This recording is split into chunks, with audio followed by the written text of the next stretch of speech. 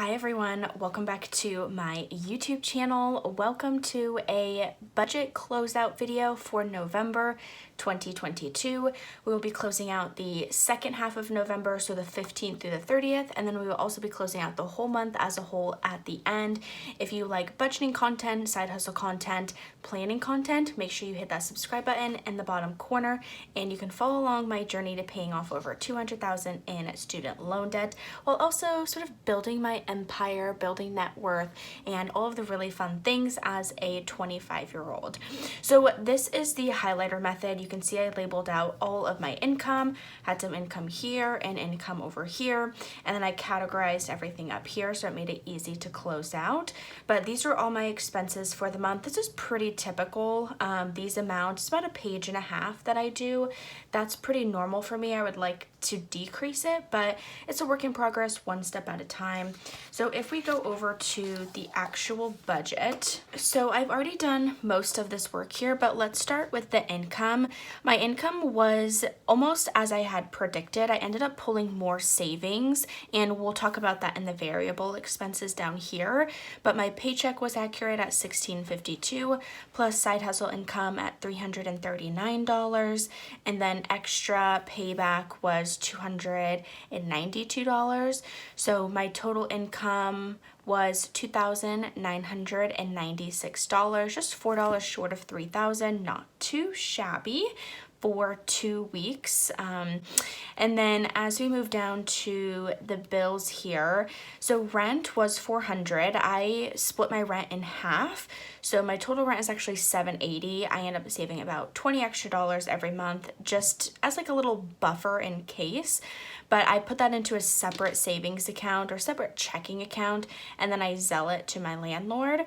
So that works out really well for me. So we've got the rent at $400. Utilities was a little bit less. It was $38, and I do that to my roommates. They just Venmo request it to me, and then I send the money to them.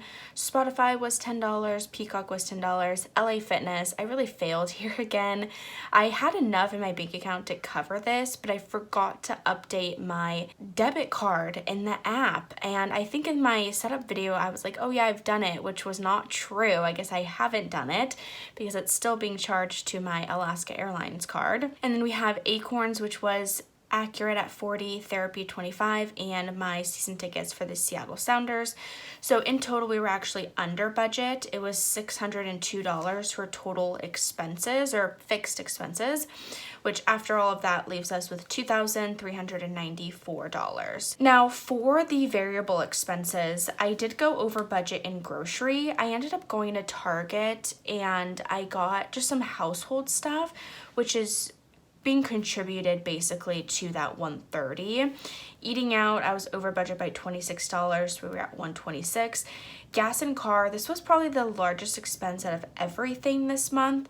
So originally I had budgeted to just get my car detailed and then for a tank of gas. But what ended up happening is I went, dropped my car off to get detailed, and they called me like a couple hours later and said, hey, like we noticed your windows aren't tinted. Or are you interested in getting windows tinted? And I was like, well, you know, how much is it? And he said, I think he said like $300. And it was already in the back of my mind that I wanted to get the windows tinted. And I knew that I had the money in my basically car insurance, car maintenance sinking fund through Ally. So it was a pretty easy yes on the phone. So the total ended up being, I think, $613 in total for the car, for the detail, and for the window tinting. And then when I went home for Thanksgiving, I borrowed my mom's car. So I just topped off her gas tank, which she drives an SUV. So even though it wasn't even like half empty, it was still well over half full.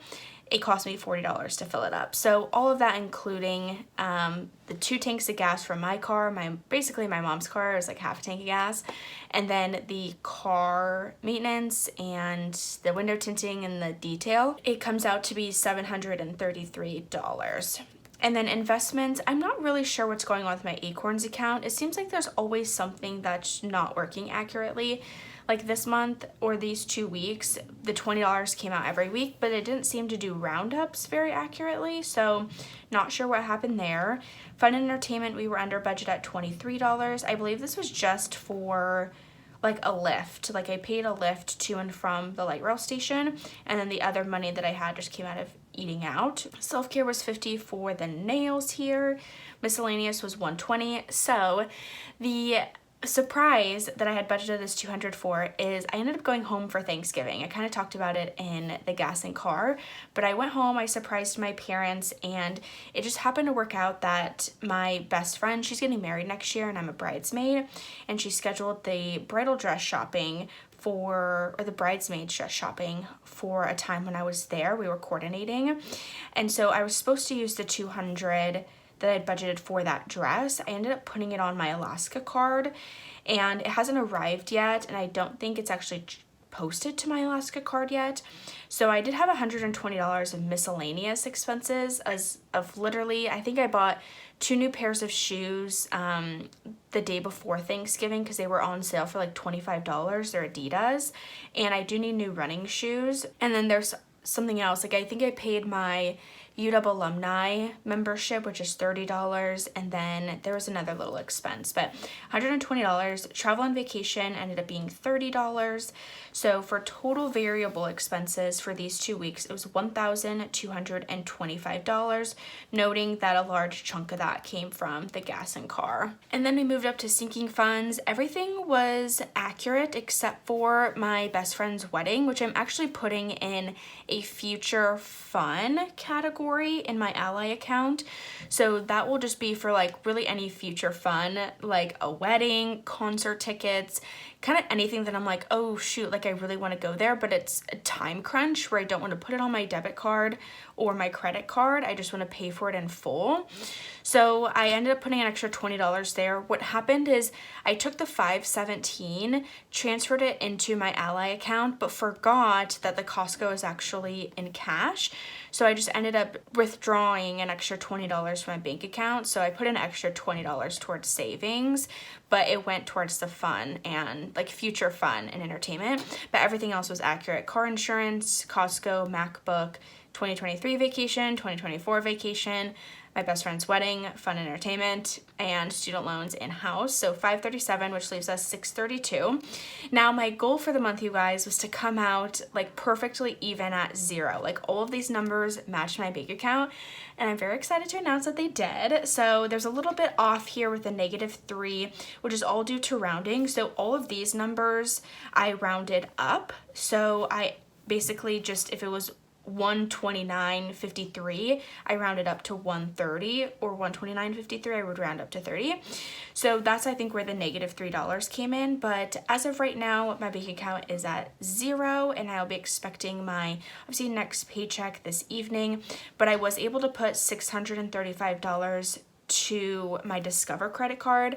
I bought stupidly, dumbly, but is the reason why I'm creating this like future fun account, is there's 2 concerts here next year, Shania Twain and Carrie Underwood, and I bought the tickets on my Discover card, and I really don't want to get charged interest, so I'm trying to pay those off as quickly as possible. So I had an extra about $140 left in my budget, so I decided to put it all towards this credit card debt. So it left us with $0 at the end of the month, which is super exciting. I'm very, very happy that that worked out. I think I'm the type of person who needs to zero out specifically every month. I don't want to bring any rollover anymore. Like, it needs to be zero, put the money towards something, because I think when I have rollover, it just messes up my budget and messes up everything. So really great news on that front. I'm so happy I was able to put a significant portion towards debt and towards sinking funds this month. Really, really fantastic. And I'm keeping my fixed expenses pretty low, which I'm very happy about. So now let's go to the rest of the month. So the debt payment plan I am not using. I don't use this, and I don't use the assets liabilities.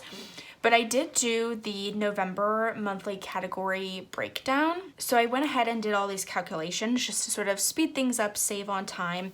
So my earned income for the month, so this was just from my W-2 full-time job, was $3,326. Then I had other income, which was side hustle income, like payback, random cash, I guess. I can't remember exactly, but really side hustle and payback was $970. Savings used was $953, mainly from car, and then we used some from Thanksgiving, and then a holiday too from my friend Sarah's birthday. So total monthly inflow was $5,249. I always get almost like sticker shock when I do the total monthly inflow, like holy crap, I had this much of an inflow, but I only saved like $1,000, almost $1,200. Like, where did the rest of the money go? But I think that's why the budget category breakdown is so helpful. So I went over budget in grocery. It was 6% of my total monthly inflow. Eating out was 4%. I also went over. Everything in this pink is I went over budget, and everything in green I was under budget or accurate on. So I went over with gas and car. Debt is a good thing to be over. I paid an extra $143, which was actually what was left over from my second half of November budget. The investments I was under, which I really don't like to be, by $66. That's not great. I need to figure out what's going on with my Acorns account. Savings, I was over budget, which is fantastic to be over in. I'm very proud about that. So that's a good budget to be over in. Rent and utilities, I was under, and then fun and entertainment, I was over by $28. So not too bad. I think previous months I've gone way over in fun and entertainment, so I'm glad I was able to rein that in. And we still have opportunity to improve with the grocery and eating out. November, I've got some pretty big goals for myself and just like closing out the year strong. Hopefully I said December. So make sure you subscribe, and you can watch that setup video and I'll walk you through that. But this is November, and then for the total, where did my money go with debt and savings breakdown. So the total debt I paid off was $935, which was 18% of my total inflow. So 89% of the $935 went to the Discover card, and 11% went to the Alaska Airlines card. For savings, so you have to subtract the savings used from the total monthly inflow to get the total monthly income. Obviously, you're not gonna like say you brought in savings and just put it back into your budget, if that makes sense. So you just take your total monthly inflow, not including the savings that you used. So for sinking funds, I had $644, which is 55% of this $1,170. So in total, I saved 27% of my monthly inflow towards my savings, which is great. So how I really look at it is, if we bring this back over here, and this is a little all over the place, but it's really great information. So my rent and utilities is only 17% of my budget, which is great. That's right where I want it to be. I think around 20% is like the max I want to be paying. So I have 80% of the rest of my budget to do things with. I think the rule of thumb is like 1/3 of your income. So it's great that it's only 17% for me. Savings, the fact that I'm saving more than I'm paying for rent and utilities is amazing, and same with debt. My debt payments and my savings were both individually higher than my total rent and utilities, which is great. So back to the savings, we had challenges, which I'm actually not going to be doing any more challenges because things for my Christmas plans have changed, but I put 10% of the $1,170 towards challenges. House, I put $144, which ended up being 12%, and a student loan savings account that I have, I put $262, which was 22% of my total monthly inflow. So that is a wrap up of November 2022. I think this has been maybe one of the best months in terms of just my conscious spending habits and really focusing on not spending. I do plan to do a no spend challenge in December. I already know it's going to be really difficult because of the holidays, but I'm hoping it will go really well. And at least for the first 2 weeks, I'm really going to rein it in. I have so many groceries I got to get through. So I think my budget for a lot of these things, and one day I will get all in the green, but I don't think you can get all in the green, because if you'd have to be exactly on point, which I don't think I ever have. So one of these will be over, and I'm hoping it'll be debt and savings because I've made more payments or saved more. But anyhow, I hope you enjoyed the rest of your day wherever you're watching this. I look forward to having you follow along my YouTube journey here, and I will see you in my next video. Bye.